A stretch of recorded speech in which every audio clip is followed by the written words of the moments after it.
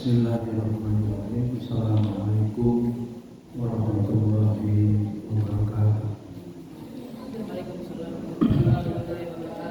Innal hamdalillah nahmaduhu wa nasta'inuhu wa nastaghfiruh wa na'udzu billahi min shururi anfusina wa min sayyiati a'malina. May yahdihillahu fala mudilla lahu wa may yudlilhu fala hadiya lahu. Asyhadu an la ilaha illallah wa syarika lah wa asyhadu anna Muhammadan abduhu wa rasuluh. Allah Ta'ala ba'da a'udzu billahi minasy syaithanir rajim. Bismillahirrahmanirrahim. Ya ayyuhal ladzina amanu minkum wal ladzina utul ilma darajat. Rasulullah sallallahu alaihi wasallam Ibadillah hasil makutta wa aksli sayyi'atul hasanat al-fuqa wa khaliqin nasari dhulfi nasari amawadu sidak syukur senantiasa pada kita panjatkan kehadirat Allah Subhanahu wa Ta'ala dan segala curahan nikmat dan karunia-Nya. Alhamdulillah pada pagi ini kembali kita dapat bermajelis ilmu yang merupakan nikmat yang patut disyukuri.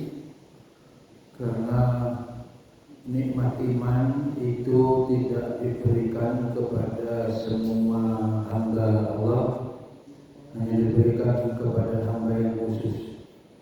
Nah, untuk mendapatkan nikmat iman itu harus ditempuh melalui jalur thalabul ilmi. Dan setiap hamba yang dimudahkan, condongkan hatinya untuk senang bermajelis ilmu, maka hamba tersebut dikehendaki oleh Allah menjadi orang yang baik, yang pada akhirnya bisa memperoleh kedudukan tinggi sampai menjadi orang yang muttaqin, muhsinin, muhsin. Itu pasti melalui jalur ilmu. Tidak mungkin tanpa ilmu bisa terwujud. Mayyiridillahu bihi khairan yafaqih bihi.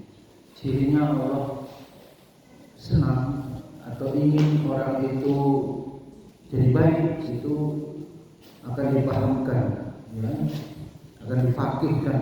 Faqih itu lebih tinggi, mendalam terhadap ilmu.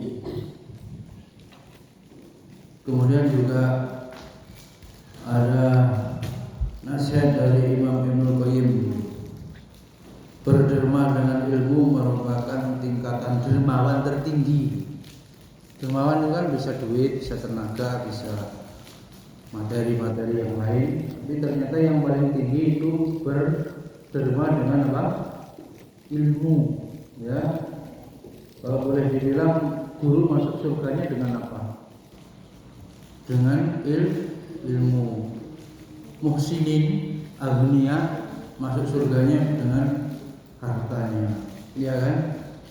Setiap orang kemudian boleh memilihlah dari pilihan itu. Ternyata yang paling tinggi kedudukannya di sisi Allah adalah bersedekah ilmu.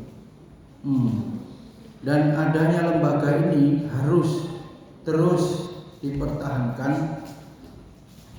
Aslinya dikumpulkan dengan embel-embel nama sekolah, dengan peraturan yang ada itu ruh apa muaranya, esensinya itu menegakkan agama melalui taklim, melalui ruhnya itu di pondok pesantren itu, apapun namanya perkumpulan itu atau substansinya itu bagaimana mengajarkan agama di situ. Jadi kalau taklimnya tidak terwujud, ini pertolongan Allah sulit. Biasanya itu pernah saya sampaikan masih kecil itu malah gampang ngurusnya. Itu Mbak Ana, Mbak itu terus taklimnya istiqomah. Tapi udah gede kadang-kadang nyatanya juga nggak istiqomah. Taklimnya ini yang paling ditinggalkan dulu. Yang lain-lainnya jalan, apalagi pengawas datang jalan itu pasti takut nanti tidak memenuhi syarat macam-macam. Itu yang fokus pikiran kebijakan itu penyelenggaraan ya, itu bagaimana bisa sebagus ya. Itu harus jadi malah yang taklimnya ini terkesannya kalau ada sisa waktu, kalau ya ini ada anggarannya, malah itu yang terabaikan. Jadi jangan ini ya tertipu. Nah kalau sudah bergeser dari taklim yang menjelaskan syariat ini, Qomaduddin ini kepada kegiatan rutin, ini bukan hanya santrinya, termasuk guru di sini yang dipikirkan.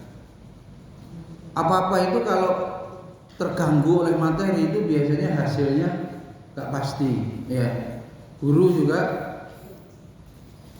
kalau kuliah dulu atau yang S2 gangguannya itu ya menjaga keikhlasan dan nilai-nilai atau tujuan-tujuan. Tapi kalau taklim begini ini sudah tidak dibayar, ya sebetulnya juga himbauan, tapi juga kalau nggak masuk atau telat juga mau diapain sih sampai maksimal kan cuma dikeluarkan. Jadi kalau dia masih mau kerja tempat lain ada taklim juga gitu lagi nanti orang itu, yang telat, yang ini, gitu-gitu terus, ya. Artinya dari dirinya sendiri pun itu bisa jadi tidak menjadi sesuatu yang prioritas. Lembaganya juga begitu, ya. Lembaganya juga begitu ya sudah berat, ya. Paham harus dia. Jadi saya amati, teliti, cermati kalau urusannya berbayar itu kecenderungannya belajar agama ini hasilnya itu nggak terlalu pasti. Antum kuliah nih bayar, untuk menuntut nilai, menuntut pelayanan nih. Nanti berikutnya dosennya juga bisa ini dibayar. Rohnya gitu-gitu terus. Melaksanakan kewajiban. Itu ngaruh, apalagi di sini nanti. Ini harus dipisahkan di kitab taklim nanti harus dipisahkan betul niatan mencari ilmu itu. Ya, harus dipisahkan dari urusan dunia. Wong yang ngajar saja kemarin itu sudah di-share ya. Gus Baha bilang apa Mbak Ana? Sudah dicukupkan. Jangan kebayang sedikit pun apa?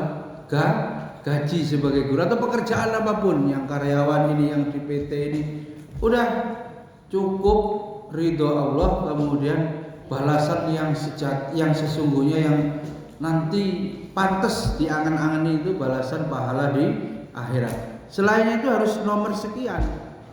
Apa kuat begitu orang, ya, dengan gempuran ujian. Lalu Ustaz Adian sudah kemudian nasihatkan kepada seluruh dai, yang penting status antum sebagai dai, sebagai daiyah, sebagai guru pejuang. Kalau sudah statusnya di hadapan Allah seperti itu bukan kita yang menilai. Allah menilai kita mengajar, Allah menilai ustadz itu keliling berdakwah itu apa.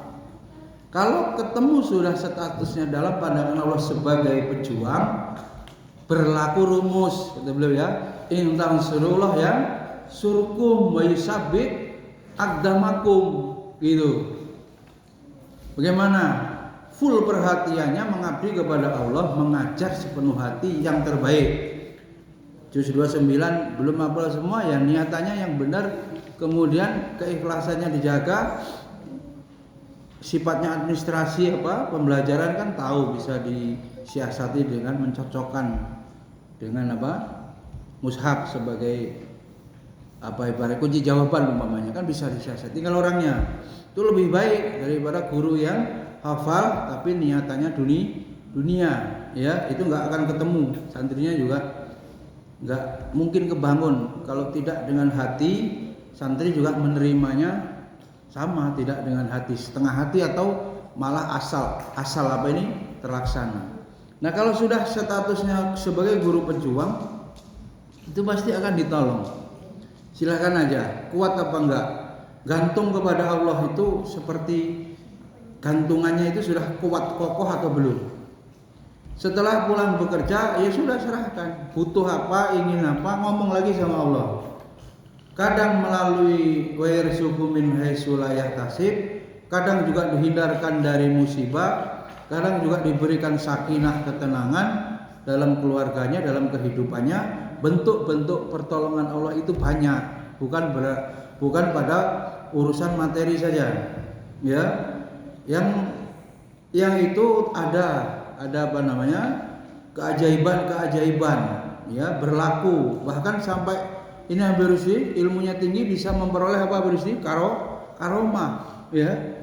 Kalau dalam dunia para kiai ada kiai itu memang ya cuman begitu, tapi kiai itu doanya makbul. Loh, itu mahal sekali ya dibandingkan materi. Wasilahnya khidmah kepada agama. Bukan saya ini budaknya santri, bukan. Kalau saya ngurusin laundry, nyikatin WC santri, saya bukan budak santri, tapi diniatkan ini khidmah kepada agama, beginilah, ya.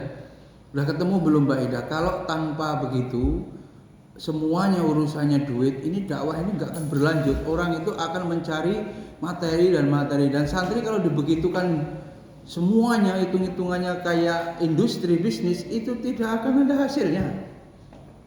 Hasilnya di sini ini kaitannya apa? Barokah ilmu, kaitannya manfaat ilmu. Kalau hasilnya nilai dirapot, iya, wong itu bisa dibuat. Wong itu kan baru di pikiran loh, ya, belum masuk ke dalam iman. Apa yang guru-guru semua lakukan untuk memberikan hidayah petunjuk itu baru masuk di santri apa? Di kepalanya, di akalnya, belum masuk ke hati, belum menjadi iman. Nah, iman itu butuh pertolongan Allah. Balik lagi seteruman apa? Sinyal keikhlasan guru, khidmahnya guru. Itu yang membuat kemudian guru bisa menjadi penerang, pelita dan berwibawa. Berat. Ya, segigih apa dia memikirkan santri, bahkan mendoakan. Maka nanti jadi guru apa ini keramat, punya karomah. Punya karomah, guru itu nggak ketemu ya, kalau karomah itu melalui apa duit nggak ketemu. Malah dengan khidmah itu, khidmah guru kepada santri dalam makna dia bagaimana menitipkan. Kita ini cuma sekuat tenaga, bagaimana agama ini nanti mau dilanjutkan. Udah tahu ya Gus Bah, belum tentu. Ini misalnya saya ini ustadz, anaknya langsung kayak gitu, belum tentu bolak-balik itu.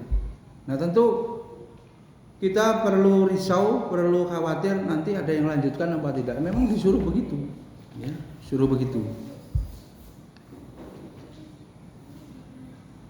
Dan pikirannya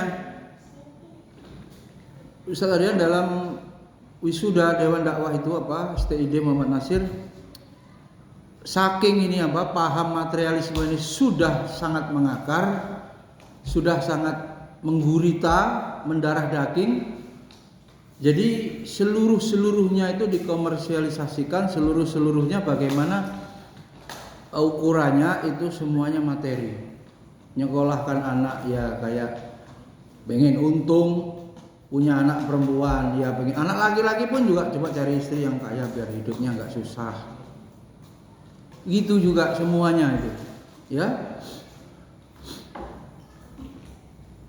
Mencari lembaga mungkin juga bisa juga cari lembaga yang kaya biar makannya enak-enak gitu, karena yayasannya kaya. Sampai ada yang begitu, semuanya dihitung dengan keuntungan, ya persis apa namanya dagang, ya. Siapa yang dagang online Mbak Ana ya, paket dagang pastinya kalau pakai terus. Kalau pakai sendiri kan, virus di dagang apa minyak, raja minyak. Begali belum dagang, Habib Jabir dagang pulsa, apalagi. Itu pasti bagaimana untung, ya. Nah, dalam agama ini itu disuruh buang. Kalau boleh kita nilai untungnya itu terus menerus dilanjutkan dakwah itu, karena itu kemudian multiple amal soleh itu akan terus didapatkan oleh guru itu. Jadi gitu, berat sekali sebagai seorang guru, belas gitu ya. Apapun yang dilakukan itu ditepis urusan dunianya. Nah, itu juga cocok dengan apa yang kemudian disyaratkan oleh Kiai Haji Hasyim Asy'ari, syarat sebagai pencari ilmu sekaligus juga nanti guru, mensucikan jiwanya, membersihkan hatinya dari urusan-urusan itu.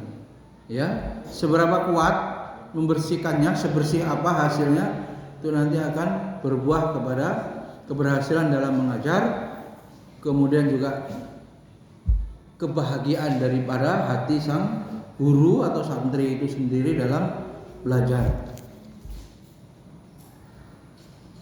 Apa rumusnya Mbak Ida? Udah ketemu belum tadi gimana? Mbak Ana coba dijelaskan ulang yang mukadimah itu tadi. Ayo Mbak Ida gimana? Jadi hitungannya sebagai guru harus gimana? Mbak Ana dulu. Pulang kampung buat sekolah sendiri.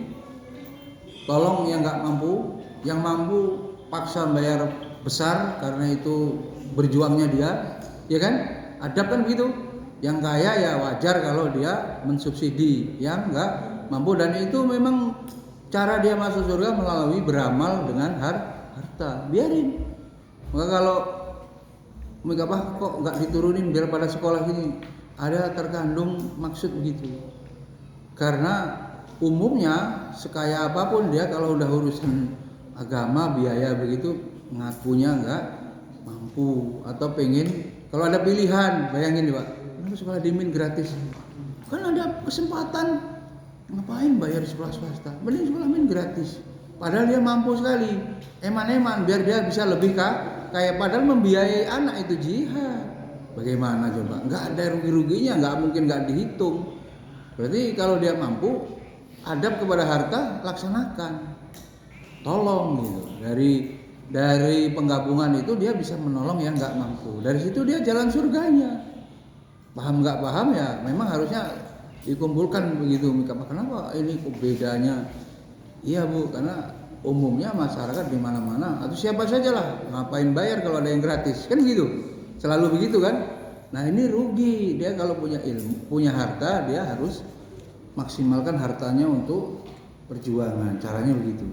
Jadi saya tidak akan turunkan, biar aja. Walaupun pada kenyataannya nanti ya sama aja, cuma 1-2 orang yang bisa penuh. Biarin. Sekaligus juga ada ini Mbak Ayu. Kenapa kalau urusan bahasa Inggris matematika itu mau bayar mahal untuk apa? Untuk privat apa bimbel, tapi untuk agama enggak. Itu Ustaz Batian Nasir itu marah itu waktu itu memberikan nasihat kepada produser. Kamu mau bayar Ustadz berapa untuk program film atau apa ini acara-acara di TV? Kepada artis-artis yang merusak Anda bisa bayar mahal. Kenapa pada Ustadz yang membangun, mendidik acara ini dibayarnya murah? Itu diantaranya. Jadi biar saja yang mampu biar membayar, dan itu pengamalan adab harta. Yang nggak mampu yang ditolong. Terus selesai S2 2 tahun lagi pulang, harus mendirikan yayasan lebih dari ini. Digali, selamatin tuh terbanggi itu banyak pungli. Iyalah, ada ulama di sana kan. Iya, sebagai ulama tafsir. Tapi harus bisa bahasa Arab, aja agak bingung nanti. Digugat ilmunya kalau bahasa Arabnya enggak bisa. Bagaimana Mbak Ana, Mbak Ida? Kuncinya maksudnya gimana tadi? Ringkas. Mbak Ana dulu, Mbak Ida dulu. Ida, apa? Jelasin ulang. Maksudnya gimana? Hidup udah punya bakat dagang nih, jadi kalau sama nih, semua punya bakat dagang nih, sudah terbukti pada online. Mbak Ayu itu suruh beli tahu itu biasa. Katanya bisnis juga atau mereka apa bisa macam-macam sebelum ngajar dulu. Jadi di situ memang perlu ada cara Allah memberikan pertolongan itu lewat mana, itu ada jalurnya gitu, tali rezeki itu. Kalau mereka mulai ini dulu kan jualan-jualan juga tuh kan. Ini kayaknya ini marketing umroh, ya mana tahu. Doanya makbul, orang mau ditawari. Tapi itu kemudian tinggal dibagi waktunya, kan begitu saja. Yang jualan online, bahkan jual online-nya kapan? Beli belanjanya kan sore mungkin atau sisa ngajar. Ya, sela-sela itu. Di situ kemudian pertolongan, sebab menggantungkannya itu dari dunia bisnis, bolehnya itu. Kalau saya ngarepin 50 juta dari kamar kos, ya boleh, emang begitu orang usaha. Dari sawah saya panennya bagus, saya dapat bagi hasil banyak gitu. Itu begitu. Jadi nanti mau punya anak ngelahirin, oh nanti mau panen jagung. Begitu. Ibu juga begitu ngandalkannya dari sektor usaha, sektor bisnis. Dan maka harus punya bisnis, kan sering disampaikan, mengikuti Nabi itu bukan hanya urusan ilmu tapi juga urusan berdagang, kan begitu. Bukan hanya urusan pengamalan ibadah tapi juga Nabi memberi contoh, laqad kana fi Rasulillah uswatun hasanah. Di situ supaya kemarin kita sampai supaya tidak omdo, supaya tidak doang. Susah ikhlasnya Mbak Yu, kan butuh gitu. Ya, butuh. Pulang itu membawa apa? Tangan kosong. Kan istrinya nggak cukup dengan kasih sayang, harus kasih uang, kan gitu. Dan memang itu kebutuhan diri kita sendiri pribadi saja harus selalu punya uang untuk membiayai kehidupan operasional harian. Kalau berhenti bekerjanya, berhenti gajinya, ya nggak mungkin kehidupan bisa berjalan. Nah, santri, ya Rehan, sudah sampai Repan mengajar ini pengabdian, apa itu hikmah. Tapi jangan ditinggalkan. Nanti Allah akan menolong dengan jalur-jalur keberkahan rezeki melalui usaha. Ya silakan, kalau keadaan negara tidak menjamin dai secara penuh, antum full timer, kuatkan iman. Biasanya ekonomi sulit karena cuapanya nggak ada habisnya, gajinya nggak seberapa, untuk kebutuhan nggak cukup karena bukan negara Islam. Kalau negara Islam full timer ya, dai atas itu bisa berapa real itu. Zaman dulu aja 1000 real zaman tahun 2000-an itu saya dengar segitu. 1000 real. Ya aman dia. Cukup. Nah, kalau yang dai yang bukan atasnya bagaimana? Ya berjuang sendiri. Ketemu. Jadi mulai dipikirkan Wirusdi terus bagaimana bisa membuat hati kita tenang, kemudian ekonomi juga cukup, tidak banyak masalah. Gimana Mbak Ana? Udah ketemu rumusnya? Mbak Idanya ngacir ngurusin TK. Gimana Mbak Ana? Contohnya dari tadi harusnya gimana sikapnya? Pembagiannya dari 24 jam gimana? Ini udah dicontohin dulu apa mungkin? Pagi ngajar, dari habis subuh ngurusin anak, ngurusin jam 6.30 udah ngurusin isya sampai setengah 12-an.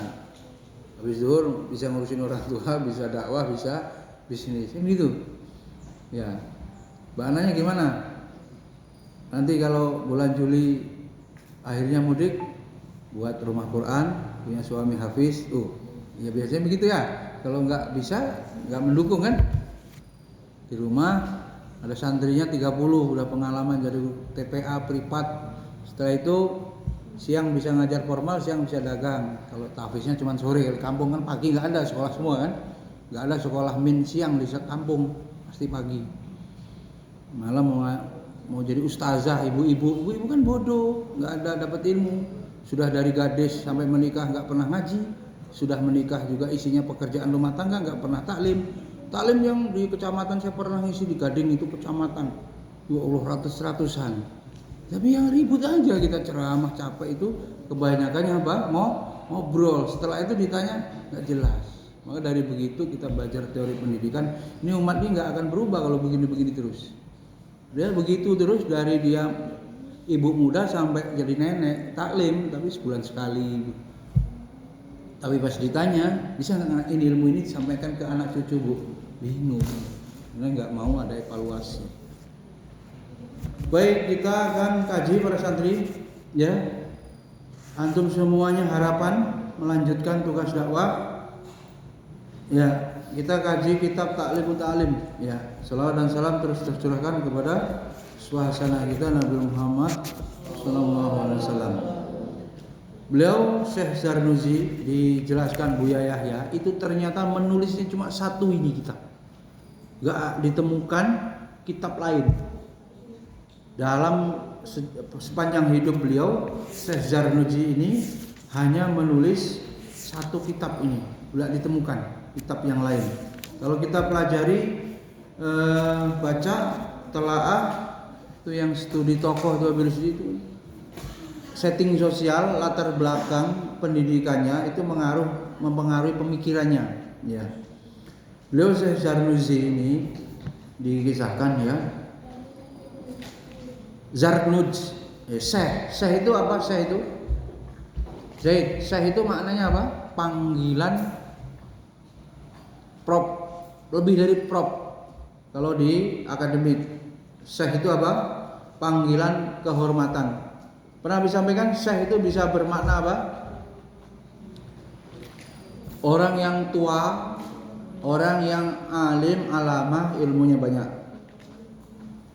Yang maknanya itu terkumpul di sana. Kalau orang disebut syekh itu kehormatannya, kedudukannya tinggi, melebihi gelar akademik yang ada di kampus ya, yang ada di kampus. Gelar akademik kan profesor, itu lebih dari profesor. Syekh itu apa? Panggilan kehormatan. Ya, Asrak, profesor sama syekh tinggi mana? Syekh itu kehormatan tertinggi ya. Lebih ngeri lagi kalau dia dosen di kampus punya gelar double. Profesor Dr. Syekh Abdul Razak. Nah itu. Abdul Razak ulama dari Madinah ya. Kemudian Zarnuj ya, Az-Zarnuji itu juga sebenarnya marga di dalam masyarakat ya, yang zaman hidup beliau Syekh Zarnuji itu, yang namanya Zarnuji itu Zarnuj itu marga, kalau bahasa kita marga.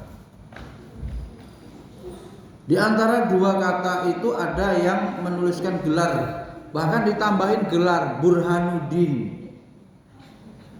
Mbak Yun punya anak nih, boleh namanya Burhanuddin. Artinya apa? Burhan itu bukti juga. Burhan itu bukti kebenaran agama. Nah, begale. Mau nikah cepet ya, Burhanuddin. Pasti gitu. Mbak Sarah mau punya anak 25, sanggup? Nah, sanggup. Udah jadi guru. Ini apa? Out ya kan, guru anak kecil. Selain punya gelar syekh, digelari apa tadi? Burhanuddin. Sehingga menjadi Syekh Burhanuddin Az-Zarnuj. Ternyata nama asli itu kan nama gelar ya. Nama tenar apa nama? Ya nama ini populer. Sampai sekarang nama aslinya belum ketahuan karena tidak ditulis, nggak ada yang tahu di literatur ya. Syekh Burhanuddin Az-Zarnuji, Syekh gelar kehormatan, Burhanuddin disebut-sebut orang karena bisa membuktikan kebenaran agama. Az-Zarnuj itu nama marga dan itu ada di Irak. Disebutkan Zarnuj masuk wilayah Irak. Tapi setelah ada ini apa, pemekaran negara-negara itu, pembagian negara itu, dijelaskan Zarnuj itu bisa jadi Turkistan, bukan di Irak kalau sekarang. Dan itu ternyata Turkistan juga sudah menjadi apa? Afghanistan, karena ia berada di kota Khonjanda, namanya kota itu. Dan Allah memang tidak banyak diketahui, termasuk lahirnya. Beliau lahir asli, lahir kapan itu juga sulit dicari sumbernya.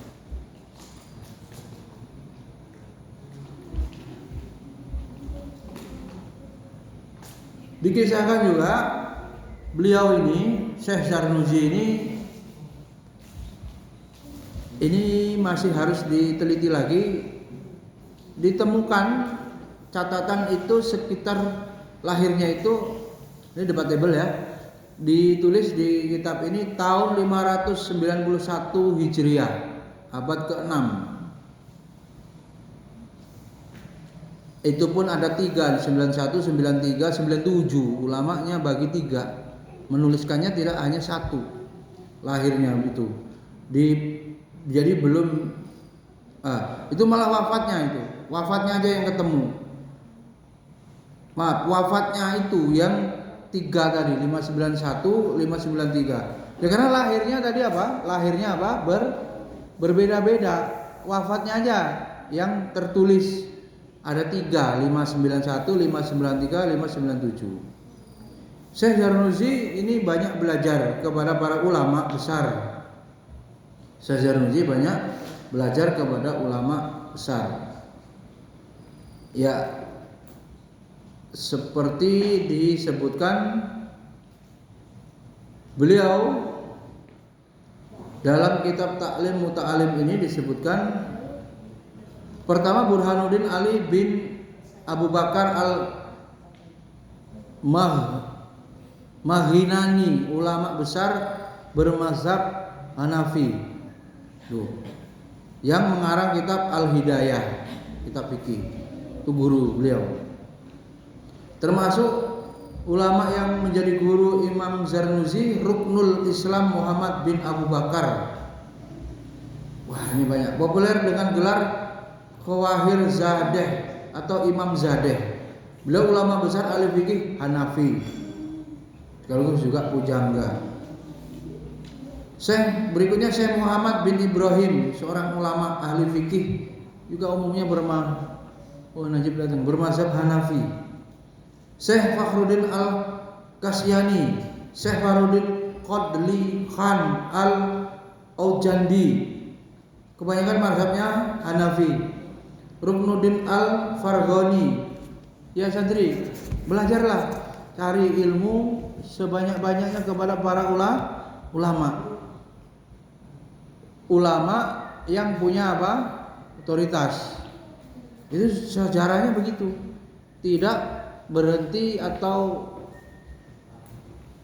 apa pengakuannya itu kepada gedung. Belajar itu kepada siapa? Ulama, kepada guru, kepada orang alim. Ya Ashraf, jadi sekolah yang baik, penentu yang baik, keberhasilan dalam belajar, Ashraf, gedungnya yang bagus apa gurunya? Gedungnya yang lantai 10 atau gurunya yang alim? Penentunya apa? Gurunya. Kita belajar itu pada guru, bukan pada gedung. Dan banyak dari lembaga yang secara akreditasi mungkin apa itu standar sarannya minim, tapi bisa melahirkan orang alim karena memang bukan pada gedung. Keberhasilan itu standarnya kepada guru dan kedaulatan. Guru itu sekarang banyak direnggut oleh lembaganya. Aslinya yang punya otoritas siapa? Gurunya, bukan lembaga. Pak Imam ini ngajarnya rewel, banyak nggak dilulusin, memang nggak pantas lulus. Lembaganya gimana? Janganlah, nanti nggak punya mahasiswa, terlalu killernya sebetulnya membunuhnya itu maksudnya memang nggak layak. Berdarah-darah lah wahai mahasiswa sekarang, nanti pas lulus tidak lagi jadi beban masalah ditolak di masyarakat. Maksudnya itu. Dan selama masih dijadikan mahasiswa statusnya nggak apa-apa, perbaikan. Yang begitu ternyata tidak disukai karena membuat takut orang mau masuk kuliah kalau ketemu dosen itu nanti nggak lulus. Padahal dosennya memang ingin menolong dia, memberikan yang standar minimal. Pimpinan kalau mahasiswa nggak berani kuliah ya bagaimana itu? Nggak ada SPP yang masuk. Jadi lembaganya tersandra oleh SPP.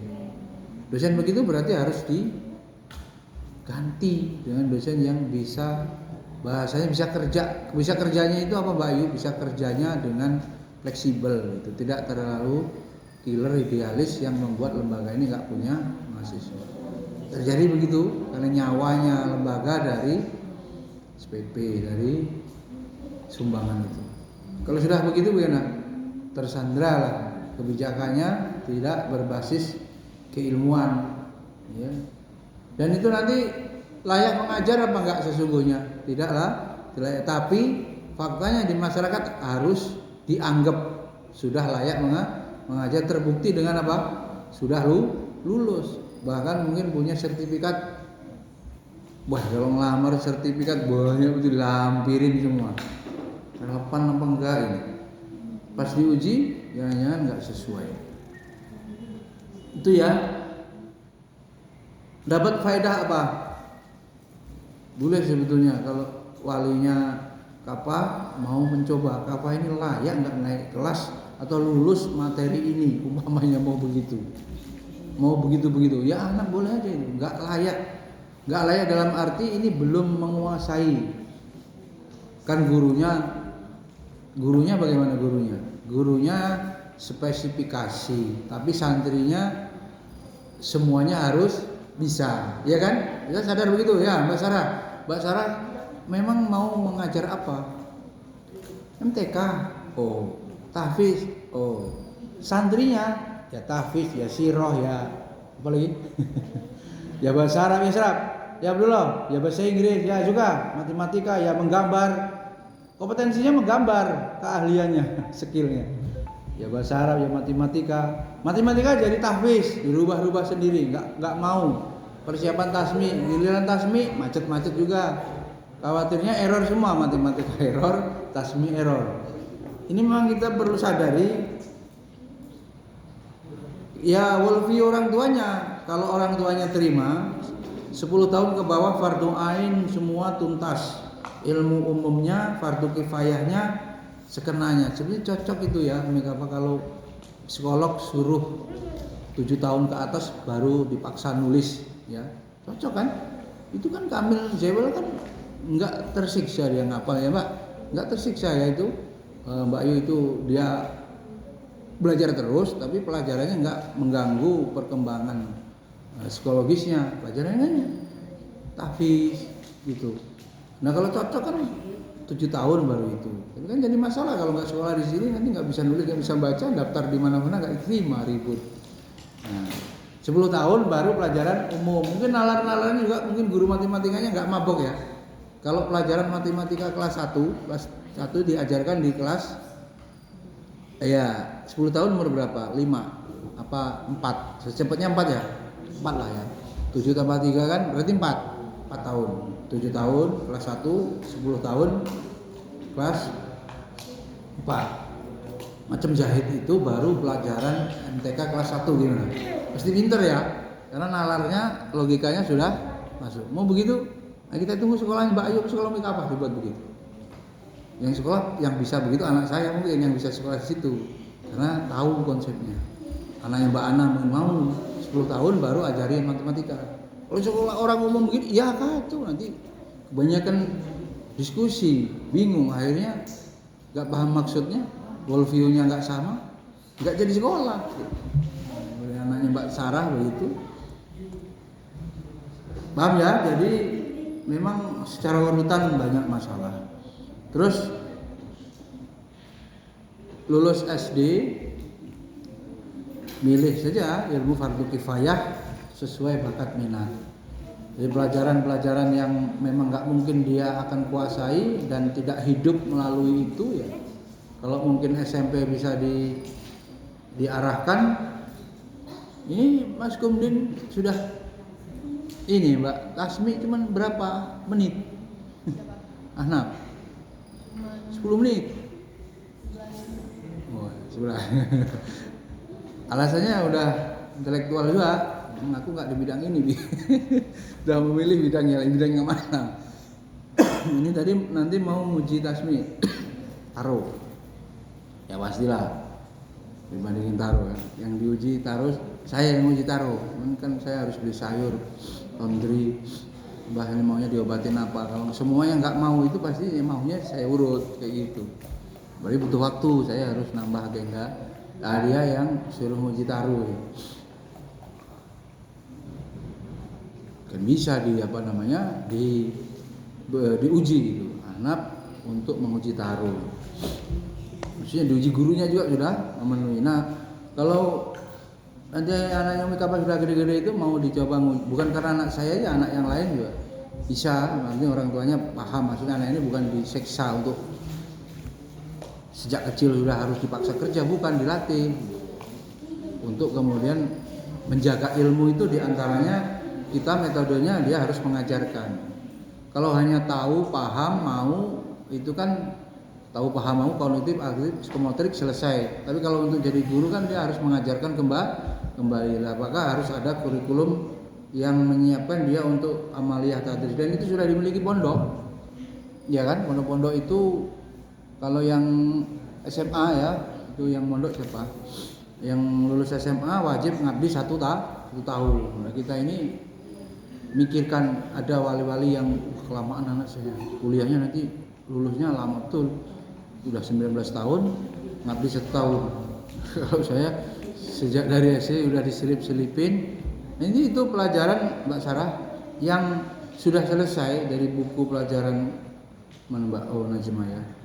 Ini selesai, ini dia wajib mengajarkan kembali materi itu. Atau kalau mau turun dia kelas 5 ajarin fikih kelas 4 atau kelas 3 atau paling rendah sekalian kelas 1. Di situ kemudian karena agama juga mengulang juga ya, fikih terutama suka mengulang. Jadi dia mematangkan ilmu yang dia sudah pelajari sekaligus terbukti dengan mengajarkan. Memang harus dikawal ya. Kalau ada hukum-hukum yang salah, guru utamanya harus ngecek.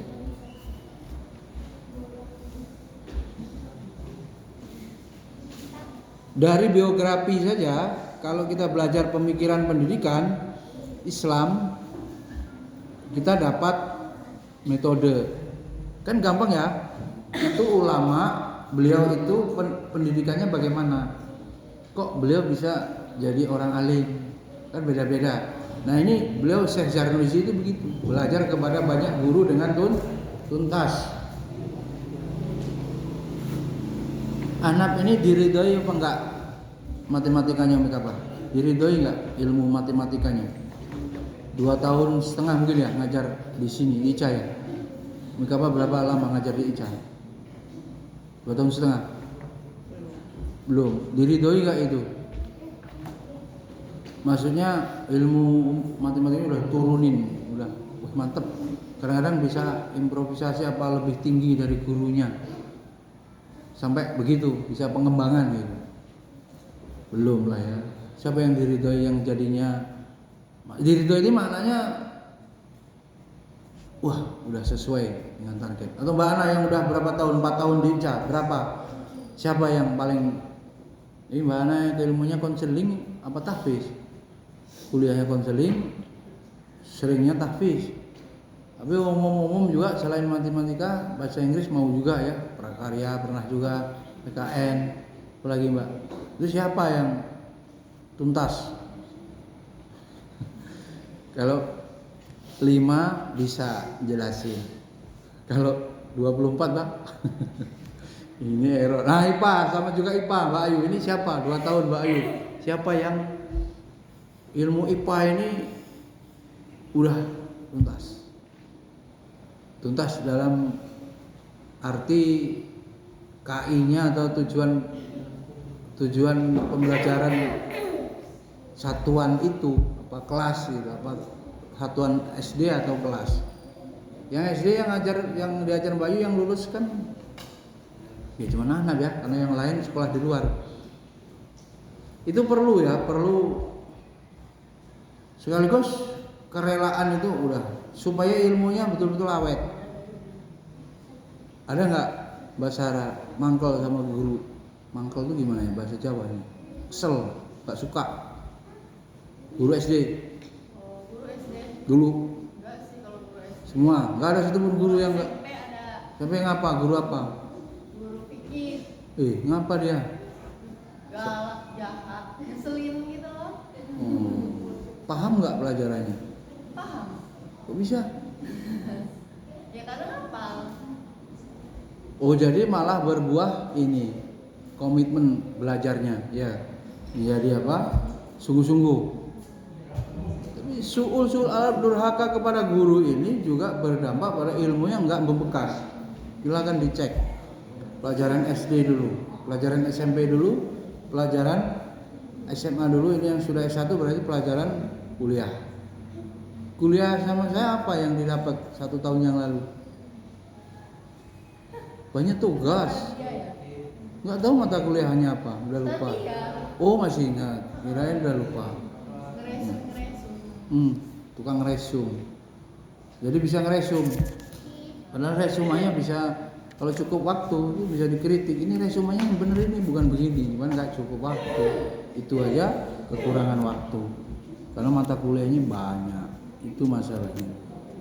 Mahasiswanya bisa kuliah tepat waktu, saya sudah alhamdulillah, nggak kebanyakan izin. Bismillah, kita mulai mukadimah.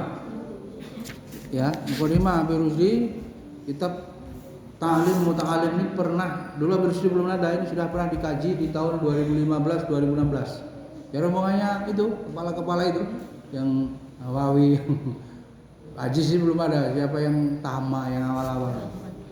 Dulu juga ada Agung, ada Zulkarnain yang Sri Karnain yang Jabung itu, yang ngasih kompor.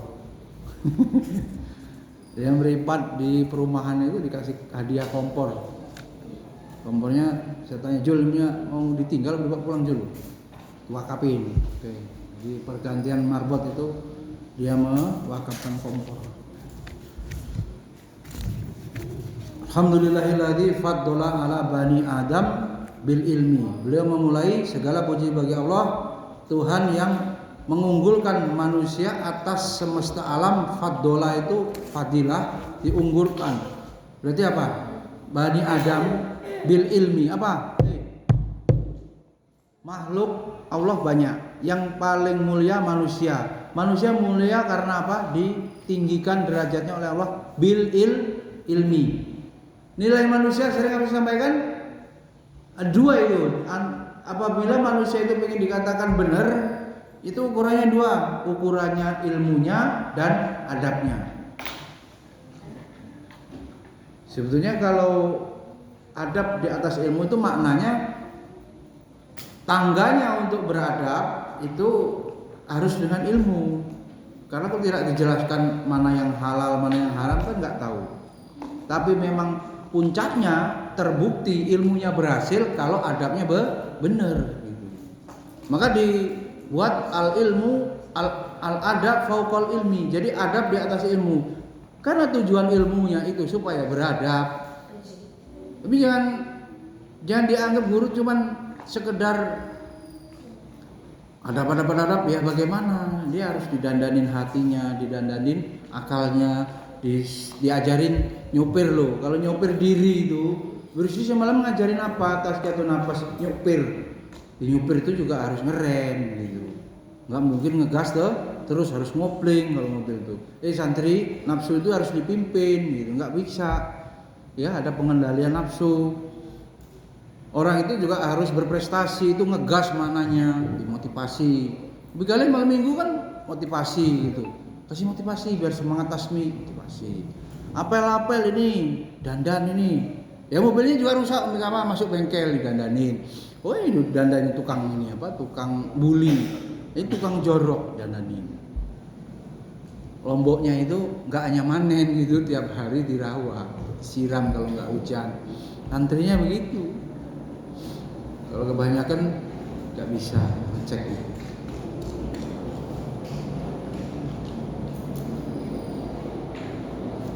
Wal amali ala jami'il alam. Kemudian beliau lanjutkan mukadimahnya, mengunggulkan manusia, Allah mengunggulkan manusia atas alam semesta dengan ilmi. Jami'il alam itu alam semesta, wal amal dan amal. Nah ini buah daripada ilmu adalah amal. Kemudian beliau bersolawat wassalatu wassalamu ala Muhammadin Sayyidil Arabi wal Ajam. Tuh, ini multikulturalisme ini. Salat semoga melimpah untuk Muhammad, penghulu Arab dan Ajam. Ajam itu kita, orang yang bukan orang Arab juga sama, diberi pujian, sama kedudukannya.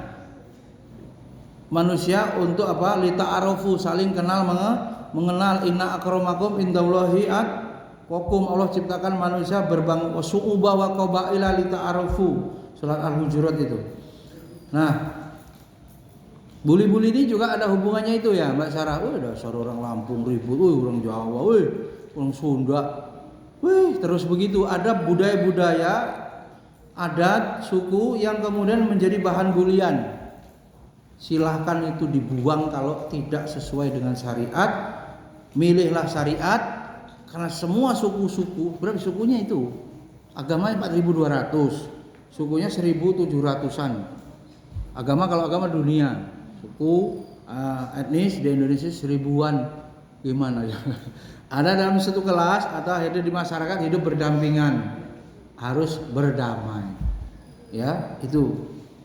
Di sini kemudian beliau juga mendudukkan ini kesetaraan apa? Orang Arab dan orang Ajam sama.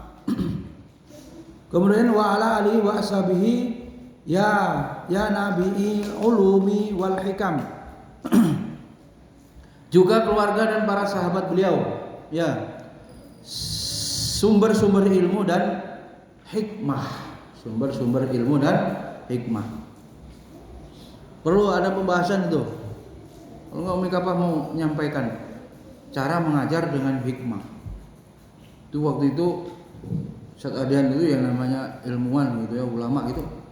Ini saya sakit di sini, kenapa yang dibekam di sini? Ini teori siapa? Ustadz, jadi tadi sudah kadang-kadang sebelum mulai juga tanya, ya Allah ini yang mana yang dibekam biar sembuh ya Allah, atas petunjukmu saya mengobati ini, mengambil titik ini. Kadang-kadang ini Ustadz nggak tahu lah, pokoknya pengen bekam di situ. Oh berarti antum itu dapat hikmah, itu Pak Rusdi jawab beliau. Bukan dari buku, ini buku manualnya, buku teorinya begini, di sini. Tapi ini nggak ada di buku. Tapi saya pengen itu berarti Allah memberikan hikmah. Coba mereka dalamnya, hikmah mengajar. Taruh nggak mau masuk kelas, gimana caranya? Saya tanya itu. Kamu pernah dicium bapakmu? Enggak. Ya. Itu udah dicurhatin. Yang mana Najib? Mana Najib? Kalau kemarin ambil videoin apa itu? Lebih tersambung dengan bundanya. Bapaknya enggak tahu itu gimana itu. Peserta tahu itu yang sekolah-sekolah sini perlu ditanya itu. Jadi kalau perempuan ciumlah dia. Ya karena laki enggak saya suruh nyium apa. Kalau perempuan cium aja enggak ada santriwati. Kiri coba. Kiri masalahnya apa kiri? Jutek apa? Cek. Yang mondok ini bisa tahu sehariannya. Ya, dia ini mondoknya udah dari kelas 1 si Najib ini 4 tahunan. Dulu nggak mondok juga full day, pulangnya jam 5, bapaknya kerja, rumahnya panjang, jadi pas sama Sakila dulu, sudah tahu. Bisa jadi saya lebih paham daripada bapak kandungnya karena sudah lama di sini. Bayu kalau sudah bisa mengetahui seluk-beluk Pasa dan Taruh, 2 tahun kurang ya, 4 tahun mungkin. Mana Pasa? Itu. Pi, bis masak ya tadi. Tambah Lutfi yang memang Lutfinya saya tanya, Pi kamu kalau piket senang masak? Itu minatnya. Jadi koki nih, Ustadz dan koki ya. Iya. Masak nasi goreng ya? Bisa. Tapi belum makan itu. Kalau Abi doyan berarti mending. Kalau nggak doyan mengerikan. Karena Abi tujuannya untuk menilai ya, bukan Abinya yang rewel. Ini kayak gini yang nggak standar masakan.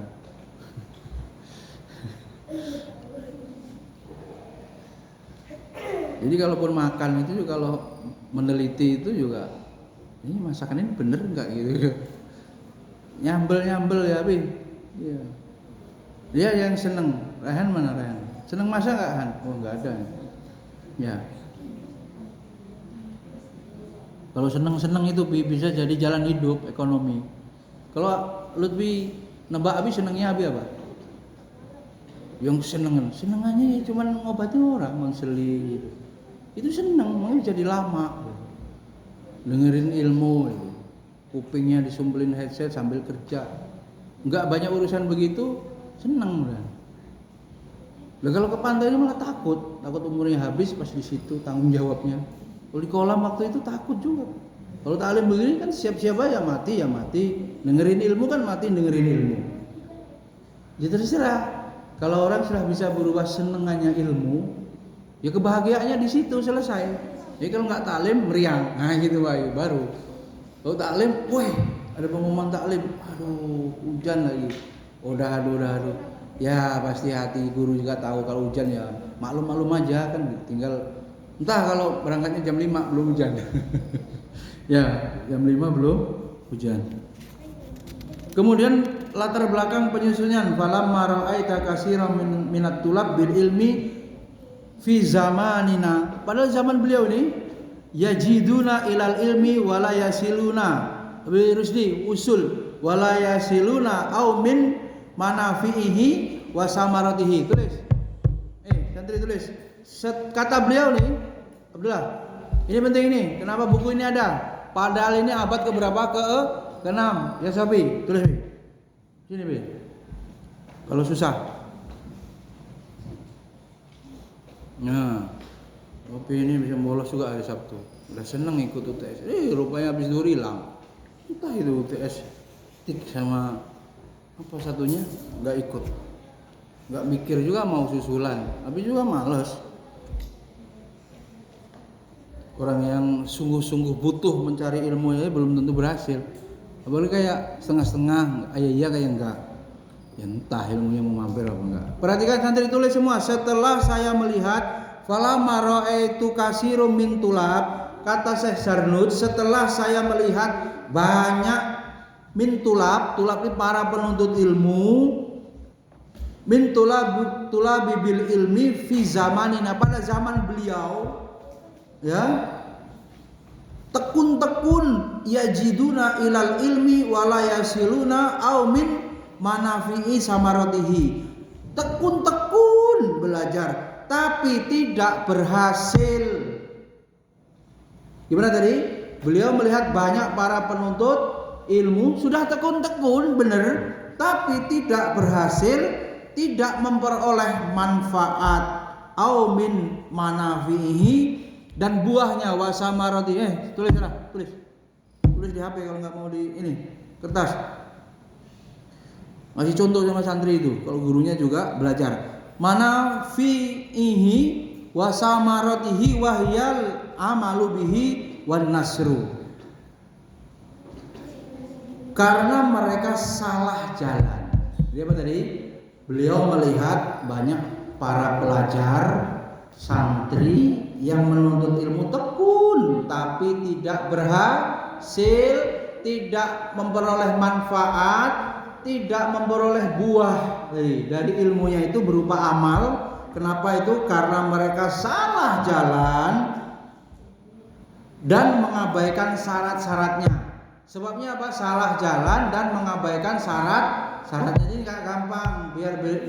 Biar jadi orang berilmu alim itu ada syarat-syaratnya menurut beliau nih. Ya, wahia al-amalu bihi wan nasru yuhramuna lima tahun akhtau taraikahu wa taraku syara itu tahu wa kullu man akhta at-tariqa dhalla wala yanalul maqsuda qala au jalla. Karena mereka salah jalan mengabaikan syaratnya, padahal siapapun salah jalan tentu tersesat, gak ketemu tujuan, gagal mencapai tujuan. Ini masih mukadimah ya. Beliau bilang orang gak ngerti syaratnya supaya dapat ilmu yang bermanfaat, akhirnya santri itu salah jalan, dolu tersesat, ya, tidak mencapai tujuan. Kemudian beliau melanjutkan fa'aradtu wa ahbabtu an ubayyina lahum tariqa ta'allum ala ma ra'aitu fil kutubi wa sami'tu min asatidhi ulil ilmi wal hikam. Maka dengan senang hati, kata beliau, saya bermaksud ubayyin ubayyina lahum, saya akan menjelaskan thariqat ta'allum, bagaimana thariqah itu gimana thorik, thorik teriak-teriak, thariqat ta'allum, jalan untuk metode untuk mempelajari ilmu atau metode untuk belajar. Ala ma'arra'aitu fil kutub, yang sesuai dengan apa yang saya baca dari kitab-kitab, min asat, dari guru-guru yang saya dengar, ulil ilmi wal hikam, dari guru-guruku dulu yang tulis yang berilmu, yang mendapatkan hikmah, tulis aja di HP, mendapatkan hikmah, buat jadi quote, share ya. Jadi beliau berasal dari mana ilmunya? Dari guru-guru beliau dulu, kemudian dari kitab-kitab yang dibaca. Di antara sumber ilmu adalah kitab. Maka kalau ada santri istirahat, lalu ambil buku, lalu dia baca, mungkin juga sambil minum minum teh pucuk atau minum ini serap sambil baca. Nah, menikmati ilmu. Bukan lari-larian terus. Itu ada jadwalnya sore, bukan Nabi nggak boleh. Sudah ada jadwalnya sore. Kalau sore nggak terlalu, maka kalau emang hujan boleh hujan-hujan. Hidup ini ada dosisnya loh, ada jadwal-jadwalnya. Jangan ditumbur-tumbur tidur, boleh tidur. Piket beres, pasti nggak kena marah, mungkin lelah, tapi piket beres. Ya bukannya tidur dulu nggak piket, nggak bisa. Dari mana itu tadi? Dari guru-guru beliau yang alim dan arif. Roja'an du'a ali minar rohibina fihi mukhlisin. Penuh harapanku, roja, ini harapan, roja'at du'a, dan mendapat dukungan doa dengan hati yang rohibin, mengharapkan, fihi mukhlisin, di dalamnya, dalam berdoa itu penuh dengan keikhlasan. Karena ada doa yang dipaksa, Mbak Ayu. Di sini lah doa dipaksa. Semua doa, angkat tangan, pukul. Nah itu kan dipaksa. Namanya anak-anak begitu. Paham nggak paham, kalau dia hafal nanti dia paham maknanya doa setelah besar. Tapi anak-anak kecil harus 10 tahun ke bawah, udah tua-tua gitu, nggak nalar-nalar doa ini ngomong apa, minta apa, itu perlu dijelasin. Nah di sini kemudian doa yang dengan hati yang tulus. Fihi mukhlasin bil fauzi wal kholasi fi yaumiddin, dari para pecinta ilmu. Nah, ini suka cinta harta apa cinta ilmu? Ya betul ya, alhamdulillah. Cinta harta ilmu. Wah, kepaksa amat kamu. Jip, milih ilmu apa milih harta? Duit. Din, duit. Pengen HP yang lebih bagus, itu beli sendiri itu, daripada uangnya gua habisin.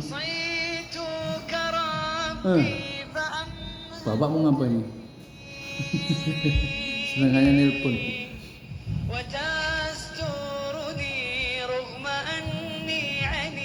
Apa artinya nih? Nada darinya? Saya mengharapkan ampunan dari Tuhanku meskipun saya selalu berbuat dosa.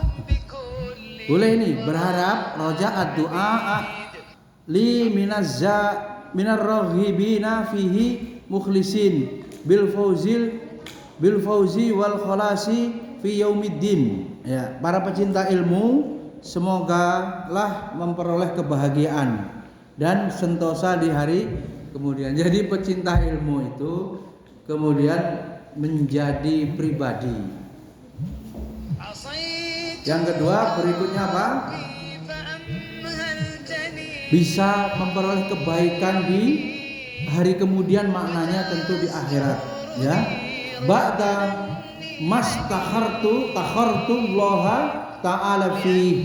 Demikianlah setelah terlebih dahulu saya beristikharah sebagaimana mestinya.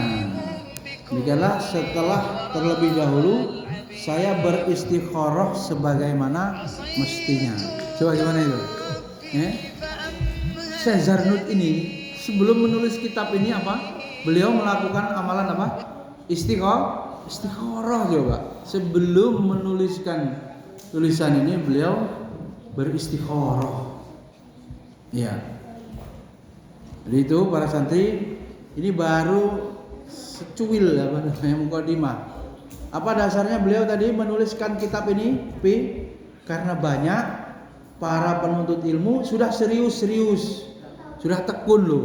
Ingat ya, sudah tekun saja belum tentu berhasil, apalagi yang malas asal-asalan. Kemudian beliau ya bagaimana supaya mengerti thoriqah ta'alum. Kalau mungkin Mbak Ana belajar cara belajar cara belajar. Gimana itu dalam bimbingan konseling belajar? Ada belajar cara belajar. Jadi belajar ini butuh teknik, butuh strategi biar berhasil.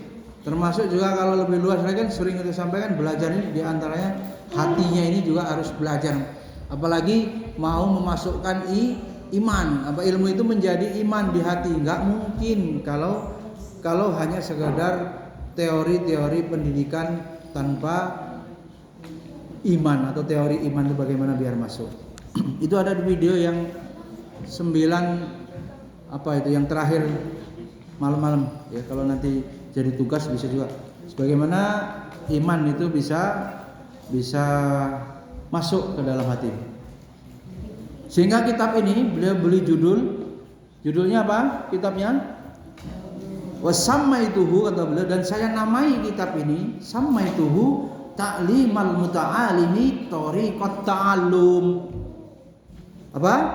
Ta'limal muta'allimi thoriqat ta'allum, sekaligus melancarkan ini apa? Lahjah bahasa Arab. Selanjutnya kitab ini diberi judul Ta'limul Muta'allim thoriqat ta'allum. Pelajaran bagi pelajar santri penuntut ilmu akan jalannya belajar atau cara thoriqah belajar.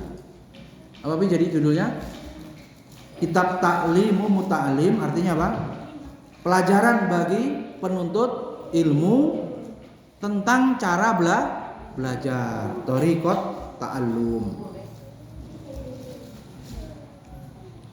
Wa ja'altuhu fusulan faslun fi mahiyatil ilmi wal fiqh wa fadli, faslun fi niyah fi halin ta'allum, faslun fi ikhtiyaril ilmi wal asatidhi wasyarik wasabati, faslun fi ta'zimil ilmi wa ahli, faslun fil jiddi wal muwadzabati wal himmah, faslun fi bidayati asabki wa qadrihi wa tartibihi, faslun fi tawakkuli, faslun fi waqtil tahsili, faslun fi syafaqati wan nasihati, faslun fil istifadati wa kitbasil adab, faslun fil warai, faslun fi ma yurisul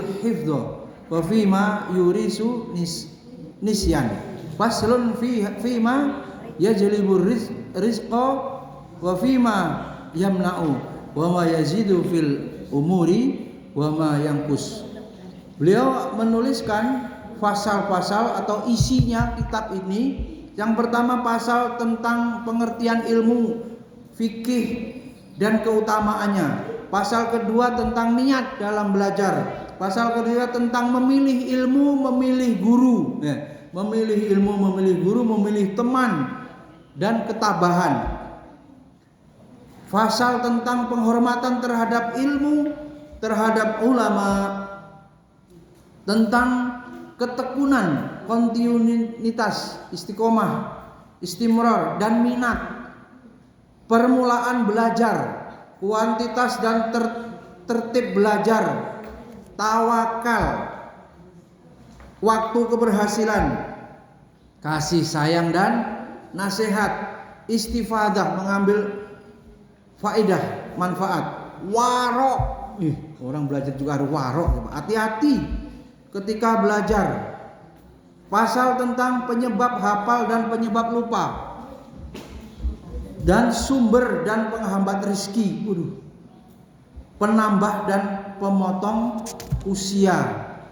Hanya kepada Allah aku memohon taufik, kepadanya pula aku berserah diri, dan kesanalah aku kembali. Wa ma taufiki illa billah. Balik lagi guru Rabbani. Taufik hanya dari Allah. Alaihi tawakkaltu wa ilaihi unib. Dan kepada Allah saya bertawakal, kata beliau, dan saya bertaubat kembali. Subhanakallahumma wa bihamdika, asyhadu an la ilaha illa anta, astaghfiruka wa atubu ilaik. Assalamualaikum warahmatullahi wabarakatuh.